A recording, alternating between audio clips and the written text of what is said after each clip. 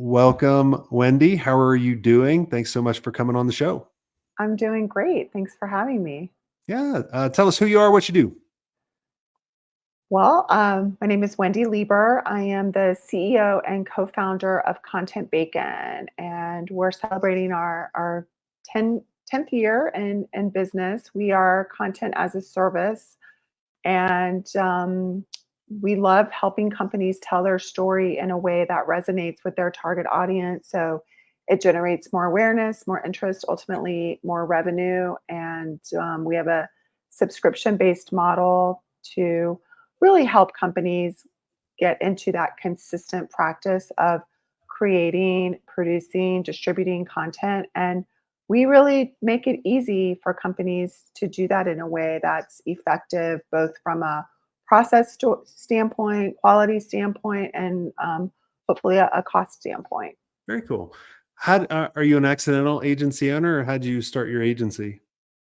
Yeah, so this is my second company. My first company was more of a traditional, I guess, boutique type agency, everything very customized. I did a lot of work with private equity groups and the entities that they owned, and really enjoyed that model for a while. One of my goals when I had that company was I want my clients to call me in the middle of the night if they need to, and just know that I'm that resource. And be careful what you wish for. But Man, I that's felt crazy. like crazy, crazy, young and stupid.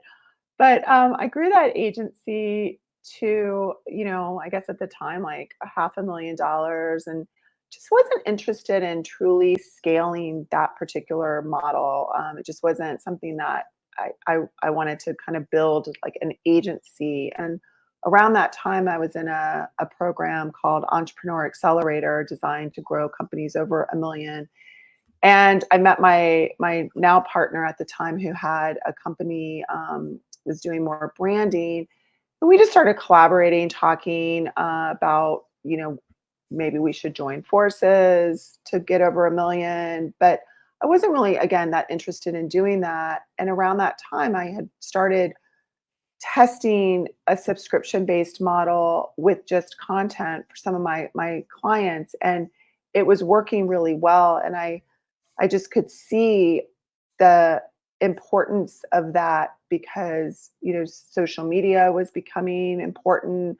um, Having a consistent digital presence was becoming important, and companies were really struggling how to do that. So that was kind of the impetus to start Content Bacon. And I always wanted a subscription based model. I felt like that was, just charging the credit card every month would be fun. And so that was really the impetus. And yeah, now 10 years later, we've certainly evolved, added some things, but the basic model is very similar.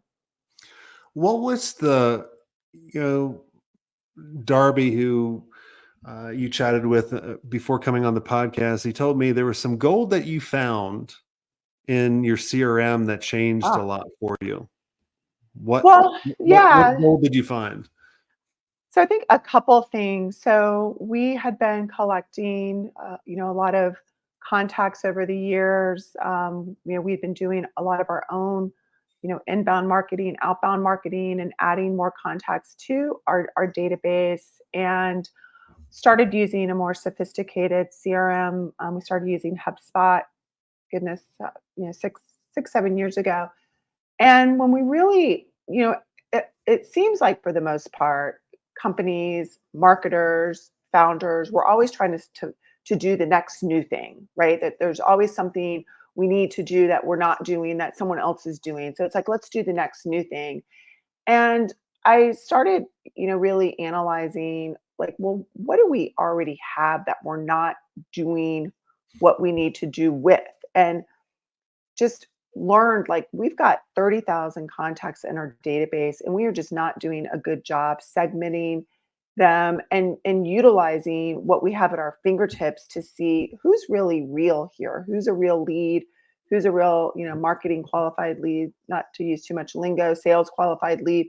And do we have, kind of gold sitting right there? And so we started really delving into that and found that we didn't need to do anything new. We just needed to go much deeper on what we already Yeah. had. So that was, kind of part one. And then, we've started now doing more and more of that for our customers because we find that it's the same situation. And I think as more technology comes out, all these new things, new tools every day, this impetus to always want to do something new it's a real issue. It's the squirrel syndrome or shiny Yeah. object syndrome, whatever you want to call it. And I have found for myself that going back to the basics, doing the simple things is often where the growth can be while everyone else is, doing a million other things. And so I found that to be somewhat of a secret for us and somewhat of our secret sauce for the clients and companies we work with. I think you had a bug in my office because not even an hour ago, I got off my mastermind call with our community, and I was telling them a lot of times, especially at the end of the quarter, we're coming up into Q3 as Yeah. we're recording this. I said, I would always go back and look at the low hanging fruit. And so I challenged them. I said, I want you to look at your current clients that you have and look at, can you grow them? I want you to look at your prospects that haven't closed or you haven't chatted with in a while, or old contacts, and look for that gold. And so Yeah. that's hilarious that I was like, were you in this meeting with us? Great minds. Hey, two Seminoles, we're like brilliant. We could solve all That's the right. world's problems. That's right. But it is always going back to the basics, and it's the simple things, because a lot of times when people come into the mastermind, they want to know the shiny red object. Right. And I'm like, no, but you got this little thing right here. Like, and I went to him, I challenged all of them. I said, look, next month when we meet, I know you're going to have huge wins if you actually go do this. I Yeah. challenge you to think about that. And everybody listening now, I want you guys to do the same thing. Who are the old clients that you haven't chatted with? Who are the old prospects you haven't chatted with? And don't try to batch it all. That's what we were really harping on. Like, everyone's trying to automate Yes. everything. Yes. Like, pick up the freaking phone. Yes. You can use the F word. I do it all the time. Yeah. Yeah. I almost, yeah. I mean, sometimes we drop it, sometimes we don't. But Yeah. um, it's I hate when everybody tries to automate everything, especially when Yeah. you have these great tools like these cool CRMs out there, and it's just, Yeah, you I know, think automation can be a great, like you said, tool. It's a great asset. Figure out when to use it, how to make you more effective. But I do think the communication piece, trying to communicate in a very automated way without the message being authentic, real, human. We really like to make sure that our content has a heart, right? And that's what matters. That's what connects. That's what makes you feel something. And I yes, think what you're saying is, kind of the same. It's like having a conversation with someone, checking in with someone, doing the basic things where I think a lot of, salespeople today, it's like they want to do things again using automation, like it's just going to magically happen. And it's, those basic blocking and tackling things, they're as relevant, if not more relevant today than they've ever been.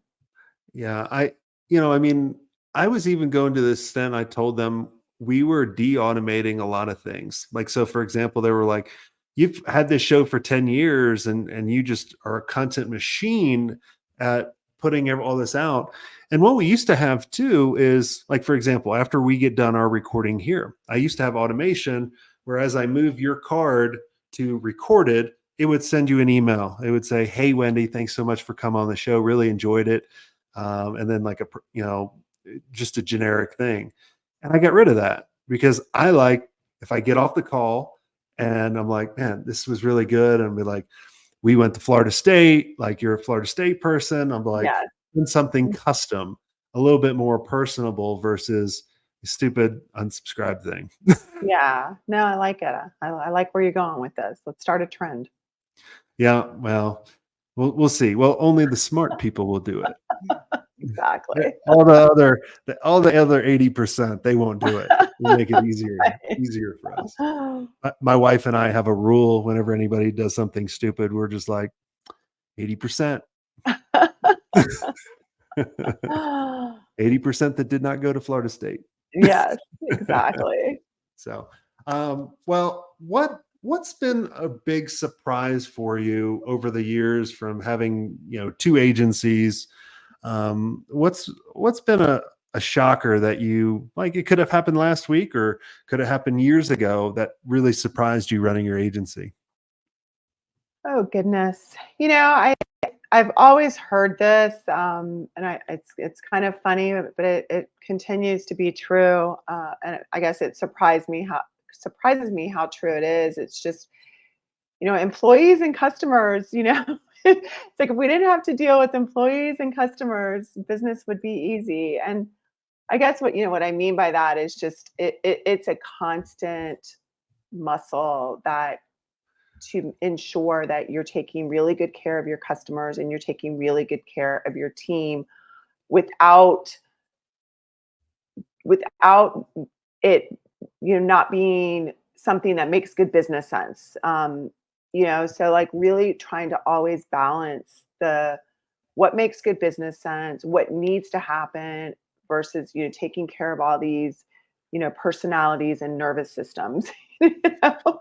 Well, So I think that's been a constant surprise. Just when I think it's in a groove and going great, something will happen where it's not going the exact way I want, and I feel like every so often I have these ebbs of getting working on the business, not in the business, and then having to kind of go back and work in the business again at different times so I can get back to working on the business. And so just maybe getting used to the ebbs and flow of that and it not being a surprise anymore. what I've realized over the years is if you're really meant to be in business, you got to kind of love being in the mud, Yeah, right? Because it's not all going to be absolutely. sunshine and rainbows. Like you're either going into the storm or you're in the storm. Yeah, And you got to love kind of the problem solving. I think where I know I've struggled in the past is when I didn't have clarity of where we were going, who we were helping, and why. And when I didn't have that, my team couldn't make the decisions. So they were always coming to me. And then when I had that, if they were always coming to me for something, then like, what do I need to do next? Well, right. I don't have to manage you. I can find someone faster, cheaper, and better. And so I look at it now as, and this is how my team operates. I don't have to manage them. They manage themselves. Yeah, I literally say, here's, I basically go, look, I want to be the North Star for what I wanted when I was running my first agency. I want to be that resource. So whatever we need to do in your perception to get there, or the content we need to create, or the workshops we need to do, or the people we need to connect, or whatever it is, go do it. You have my support. yeah, And don't take too long for making a decision, because indecision's the worst decision. Like either totally. A, B, go with it. You win or you learn. That's it. Yeah, make a decision even if it's wrong. Yeah.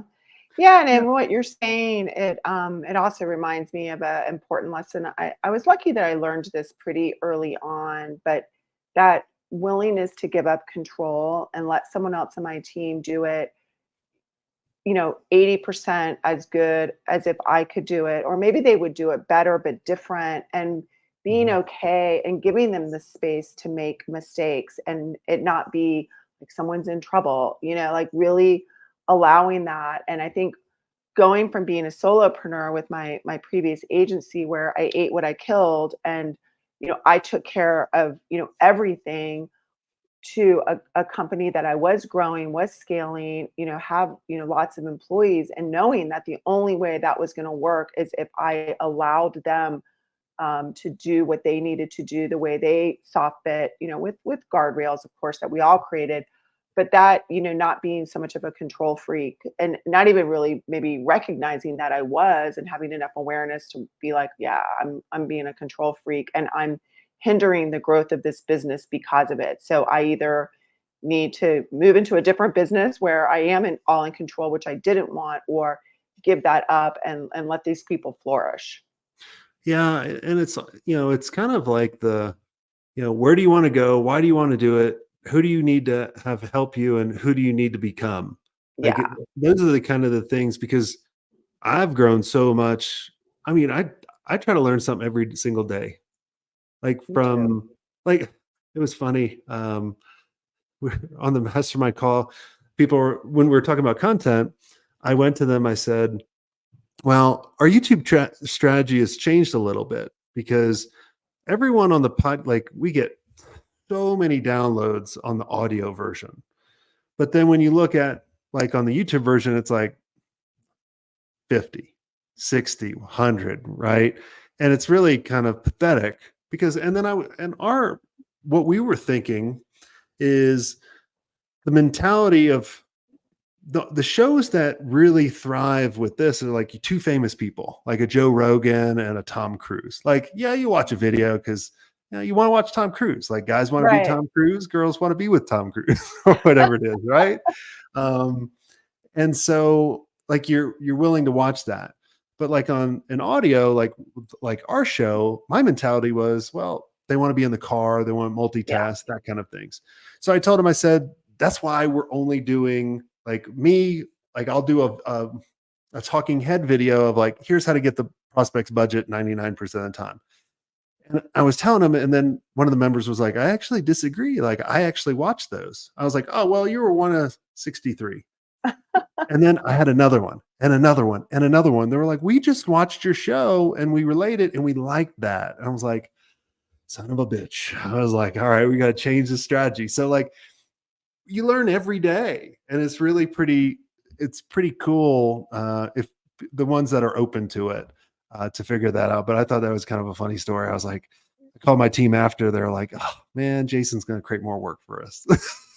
Yeah, yeah. No, I love learning from my team, and I love that, I can and I am open enough to hear a different perspective or, think I go in knowing it all and then they challenge me or challenge something and come up with something even better. Like that, there's nothing more satisfying for me when that happens with my team. It's just so fulfilling. Well, it's like you nurse them and then, you're like Yes. the little baby fawn, like, oh, you can gallop around and oh my gosh, like you brought in a new client and then oh my gosh, you delivered amazing results. I didn't have to do anything about it. And Yes. you're like, wow, that's freedom. I mean, that's what we all want, Mhm. right? We want at the end of the day, we want more money somewhat, but it's really more time and freedom. Like if we have the Yeah, time and freedom, we'll sacrifice money for anything. And so 100%. when you can bring on the right people to take away the stuff you hate doing, like that's pretty cool. Yeah. I'm like, yes, take this. Well, Like and I in my think lab. that sorry, go ahead. No, go for it. I was gonna say that's another key learning is right people in the right seats. I think that if you are struggling to get, you mentioned it earlier, if you have to manage them, they're probably not the right person. But when you do get the right person, the right team, and they start, and they like each other, it's like, oh my gosh, things start to flow. And so that's just another, indicator for me when I'm feeling too much resistance, like things are just too hard, they're stuck. It's usually an indicator that something needs to change. Now, I always look first here, at myself, like, okay, if this is being created in my environment, it's probably me. And then, if there's just too much resistance, like, yeah, like that's not how it's supposed to be. And so I think that's like a good gauge that I use that things should flow. Things should be easy. And if they're not, why isn't it? And what can you do to create that? So I think that's a good barometer that I've learned to detect quickly versus trying to make it work and let's coach and develop you. Yes, those things definitely factor in, but sometimes you just have the wrong person in the wrong seat. Yeah, I interviewed Susan Finch, who runs a really cool agency. and she was talking about she creates a list of, do I love it? Do I hate it? Do I delegate it? Yeah, yeah, And I yeah. was like, right? I have Like, it's that like, sheet. exactly, right? But like everyone makes that sheet and we know that sheet, but do we actually execute on it? Yeah, That's always the question, because we're like, ah, we'll put out this fire, we'll put out this fire, and then we don't get to it. But like, I look at where anybody is right now, you can make the decisions what makes it better for you. yeah, Like, build the business around you first. Bring in the people that believe in the similar things you do. You don't want your twin, because that would be a complete nightmare, but yeah, you want people that believe in what you believe in. And then the amazing things that you can create together is really rewarding. I know I get up every day and I love chatting with my team and harassing them, and they love pranking me and harassing me. I hope it's that way. It's I know it's one way on that way.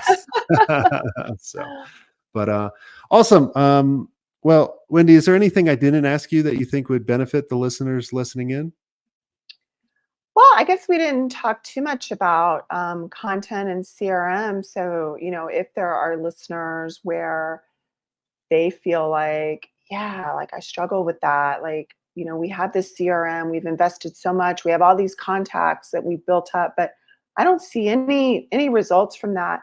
I would encourage you to, I guess the question that you could ask me is, what would you suggest people do? Is, Go take a for it. look. What do you suggest? I Yeah, mean, there you is go. take a look at what's going on, like who's the champion of the CRM. Is there one person that really owns it? And and develop a strategy. A CRM is a tool, but you should have a strategy, and it really impacts all areas of your business: sales, marketing, current customers, leadership. So if you're spending money on a CRM and you've got contacts, like rather than focus on new, you know, take some time to say, if we couldn't get another new lead for 90 days, how would we generate new business with what we have?